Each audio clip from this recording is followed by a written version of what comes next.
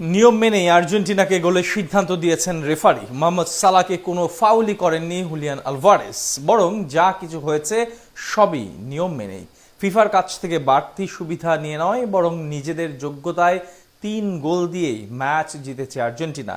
সেই সাথে নিশ্চিত করেছে কোয়ার্টার ফাইনালে টিকিট। আর্জেন্টিনার জয়সূচক তৃতীয় গোলের পেছনে সব ঘটনা এবং ফিফার নিয়ম কানুনের বিস্তারিত জানবো প্রতিবেদনে। তুমি করলেই লীলা খেলা, আমি করলেই দোষ।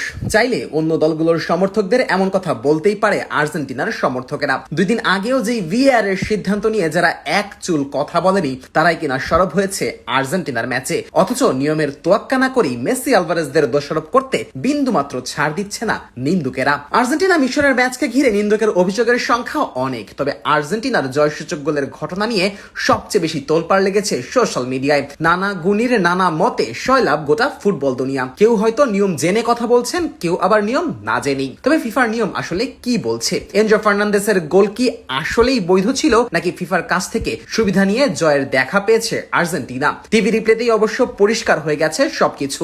দেখা গেছে গোলের বিল্ড আপে মোহাম্মদ সালাহকে কোনো ফাউলই করেননি হুলিয়ান আলভারেজ। ঘটনাটি ঘটে ম্যাচের 92 মিনিটে। শ্বাসরুদ্ধকর লড়াইয়ে দুই দলই তখন রয়েছে সমতায়। তখনই আর্জেন্টিনার বক্সে বল নিয়ে ঢুকে পড়েন মোহাম্মদ সালাহ। যদিও বক্সে ঢুকতে না ঢুকতেই বল রিকভার করে ফেলেন আলভারেজ। সেখান থেকে বল আসে লাউতারোর কাছে, আর লাউতারোর অসাধারণ ক্রসে বল জালে জড়ান এনজো ফার্নান্দেজ। জয় নিশ্চিত হয় বিশ্ব চ্যাম্পিয়ন আর্জেন্টিনার। বিতর্কটা বাধে সালার কাছ থেকে আলভারেজের বল কেড়ে নেওয়া নিয়ে। তবে টিভি রিপ্লেতে দেখা যায় সালাহ বক্সে ঢোকার আগেই আলভারেজ বলে টাচ করেছেন, যার ফলে সালার দখল থেকে বলটা পিছে চলে আসে। যদিও সালাহ অবশ্য ফলশ্রুতেই আলভারেজের গোড়ালির ঠিক সামনে চলে আসেন। আলভারেজ পা সরিয়ে নিতে নিতে সালাহ নিজেই আগ বাড়িয়ে ডাইভ দিয়ে বক্সে পড়ে যান। ফিফার নিয়ম অনুযায়ী কোনো গোলের ক্ষেত্রে ভিএআর তখনই খেলা থামাতে পারে যখন গোল দেওয়া দল গোলের বিল্ড আপে কোনো ফাউল করেছে, কিংবা কোনো অফসাইড হয়েছে, কিংবা গোল দেওয়া দল হ্যান্ডবল করেছে। এছাড়াও গোল দেওয়ার আগে বল মাঠের বাইরে গেছে কিনা সেটার উপর ভিত্তি করেও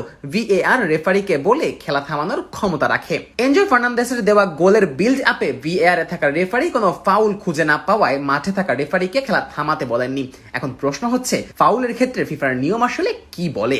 ইন্টারন্যাশনাল ফুটবল অ্যাসোসিয়েশন বোর্ডের নিয়ম অনুযায়ী যদি কোনো খেলোয়াড় প্রতিপক্ষের উপর অসতর্ক, বেপরোয়া বা অতিরিক্ত বল প্রয়োগের মতো আচরণ করে ঝাঁপিয়ে পড়ে, বা ধাক্কা দেয়, বা লাথি দেয়, কিংবা ফেলে দেওয়ার মতো ঘটনা ঘটায়, তবেই কেবল রেফারি ফাউলের সিদ্ধান্ত দিতে পারে। সেক্ষেত্রে প্রতিপক্ষের খেলোয়াড়ের সাথে স্পর্শটাও হবে এমন, সেই স্পর্শে প্রতিপক্ষের খেলোয়াড়ের খেলা বিঘ্নিত হতে হবে, কিংবা মোমেন্টাম হারিয়ে ফেলতে হবে। এছাড়াও এখানে বলের দখল কার পায়ে রয়েছে সেটাও বেশ মুখ্য ব্যাপার হয়ে দাঁড়ায়। যেহেতু আলভারেজের ক্ষেত্রে সালাহ বল দখল হারিয়ে ফেলেছেন এবং আলভারেজের কন্ট্যাক্টটাও ফিফার ভাষায় নন পুশেবল কন্ট্যাক্ট, অর্থাৎ ফেলে দেওয়ার মতো ছিল না, সে কারণেই এটাকে ভিএআর এ থাকা রেফারি ফাউল হিসেবে গণ্য করেনি, যার বদৌলতে এনজোর দেওয়া গোল ফিফার নিয়ম অনুযায়ী বৈধ হিসেবেই বিবেচিত হয়।